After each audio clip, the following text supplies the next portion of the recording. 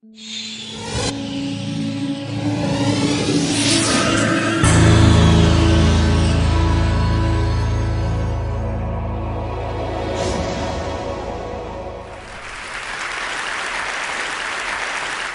a visual artist, and I'm also one of the co-founders of the Plastic Pollution Coalition. I've been working with plastic bags, which I cut up and sew back together as my primary material for my artwork for the last 20 years. I turn them into 2- and 3-dimensional pieces and sculptures and installations. Upon working with the plastic, after about the first 8 years, some of my work started to fissure and break down into smaller little bits of plastic. And I thought, great, it's ephemeral, just like us. Upon educating myself a little further about plastics, I actually realized this was a bad thing. It's a bad thing that plastic breaks down into smaller little bits because it's always still plastic. And what we're finding is that a lot of it is in the marine environment. I then, in the last few years, learned about the Pacific Garbage Patch and the gyre. And my initial reaction, and I think that this is a lot of people's first reaction to learning about it, is, oh my God, we've got to go out there and clean this thing up.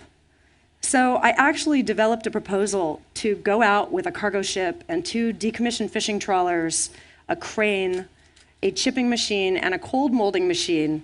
And my intention was to go out to the gyre, raise awareness about this issue, and begin to pick up the plastic, chip it into little bits, and cold mold it into bricks that could potentially be used as building materials in underdeveloped communities.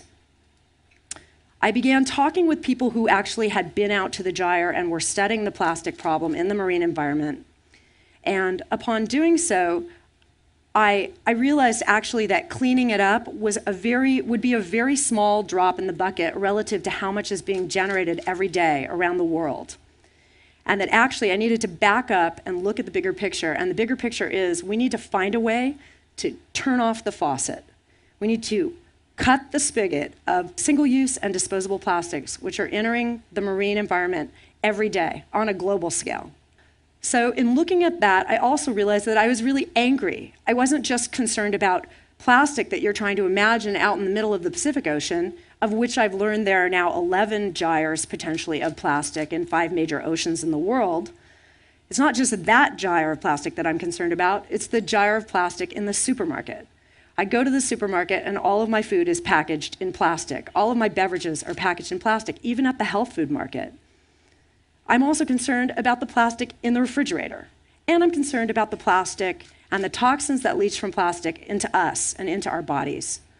So I came together with a group of other people who were all looking at this issue, and we created the Plastic Pollution Coalition. We have many initiatives that we're working on, but some of them are very basic. One is, if 80 to 90% of what we're finding in the ocean, of the marine debris that we're finding in the ocean is plastic, then why don't we call it what it is? It's plastic pollution. Recycling. Everybody kind of ends their books about being sustainable and greening with the idea of recycling. You put something in a bin and you don't have to think about it again. What is the reality of that? In the United States, less than 7% of our plastics are recycled. And if you really look into it, particularly when it comes to plastic bottles, most of it is only downcycled or incinerated or shipped to China. It is downcycled and turned into lesser things. While a glass bottle can be a glass bottle again or can be used again, a plastic bottle can never be a plastic bottle again. So this is a big issue for us.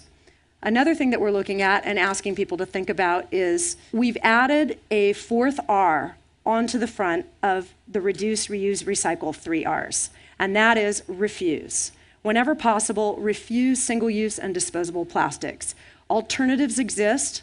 Some of them are very old school. I myself am now collecting these cool Pyrex containers and using those instead of Glad and Tupperware containers to store food in. And I know that I am doing a service to myself and my family.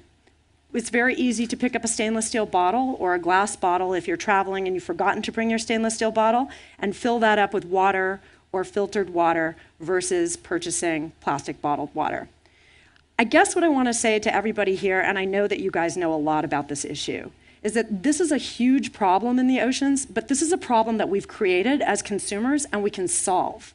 We can solve this by raising awareness of the issue and teaching people to choose alternatives. So whenever possible, to choose alternatives to single-use plastics. We can cut the stem, tie the stem of this into our oceans, and in doing so, save our oceans, save our planet, save ourselves.